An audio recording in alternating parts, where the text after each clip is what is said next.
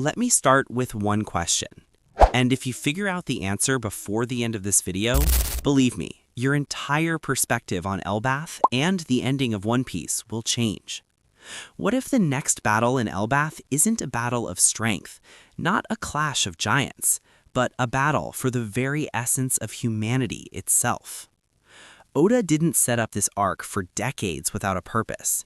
Every tiny detail, every cryptic line, every seemingly random appearance, all of it was leading to one scenario.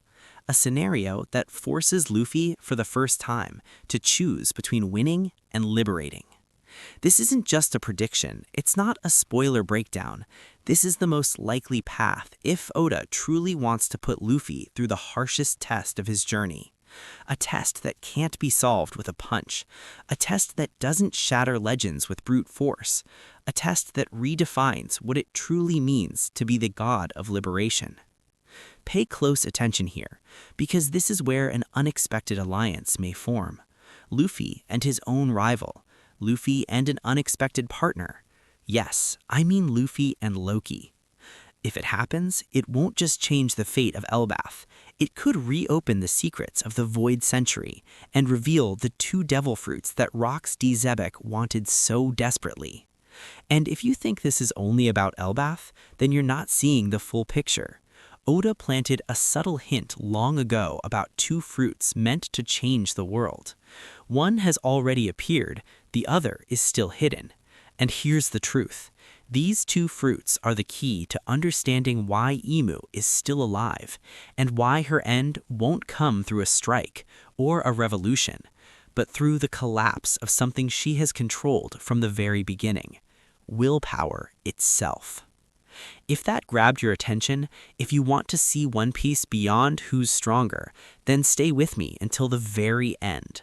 This video is meant to be heard all the way through, because every single minute builds on the last, and the final moments could change the way you see the ending of One Piece forever.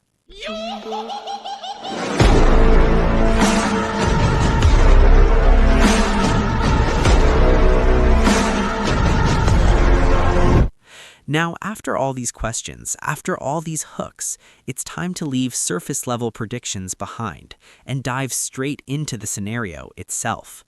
Not to prove it will happen, but to understand why this scenario is the most probable, the most dramatic, and why it places Luffy in a position he's never faced before. Let's start with something crucial. Elbaf was never introduced as a simple battle arc, not a giant's arc. Not even just a legendary arc. Elbaf is the stage Oda chose to ask one question, the most dangerous question in all of One Piece. What happens when strength becomes meaningless? From this moment, everything changes. Imu's presence in Elbaf isn't a coincidence. Elbaf, the land of legends. Imu, the lie that ruled the world for 800 years. Oda doesn't mix legend and truth unless he intends to break something sacred. And the most terrifying scenario isn't that Imu defeats everyone. It's far worse. She doesn't kill anyone. She doesn't start a war. She turns everyone. Picture it slowly. The sky shifts.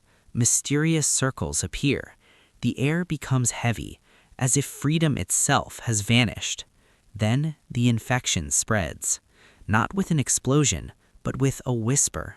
Silent, creeping, spreading without distinction between friend or foe. The Straw Hat crew, the ones we've seen survive the impossible, begin to transform right before Luffy's eyes. Not dead, but worse. Alive without will. Old Man Jarl, the symbol of memory and history, falls under a curse that ignores age and wisdom. Scopper Gabbin, the man who once stood beside Roger, becomes someone who can't even remember the meaning of the sea or freedom. And Loki, Prince of Elbaf, symbol of pride, loses himself in a single moment, as if generations are crushed at once. And here comes the psychological blow. Imu doesn't smile, she doesn't boast, she doesn't give a speech. She simply withdraws. The magic circle opens, the holy knights vanish, leaving the battlefield in chaos. intentional chaos. Imu doesn't want to kill Luffy, she wants to break him. She wants to know, can the god of liberation act when liberation itself seems impossible? The battle begins, but not like we know it. There isn't a single opponent. Dozens of familiar faces attack, mindless. Luffy can't strike. Every move risks killing a friend. Every hesitation risks the end of everyone. And now, only two remain standing, Luffy and Zoro. Not because they're the strongest, but because their wills are tied to something deeper. Zoro doesn't question, he doesn't argue, he understands instantly. His role here isn't victory, it's protection. He carries the burden, blocks the attacks, prevents disaster, even if it means hurting those he loves. Zoro isn't the sword, he's the wall. And at the heart of this hell, Luffy pauses. For the first time in a long time, we don't see him fight, we see him think. And he finally understands what was missing. The fruit of Nika wasn't made to stretch fists or morph the body. Nika was born in a time of slavery, and slavery isn't broken by force, it's broken by breaking the chains themselves. Imu turned everyone to demons because she believes control is absolute, that humans without will are nothing but tools. Luffy is the exact opposite. And then comes the realization. Nika doesn't free the world through destruction, he frees it by restoring people to themselves. Luffy's laugh changes, not mocking, not wild, reassuring, as if saying, I'm here and you're still you. Gear 5th doesn't explode, it doesn't rage, it calms. The heartbeat becomes clearer, the rhythm changes, and with every beat, the curse begins to crack. Not fast, not easy, but the demons lose cohesion, faces return, memories shine. One by one, the masks fall. Imu watches from afar. For the first time, something slips out of her control.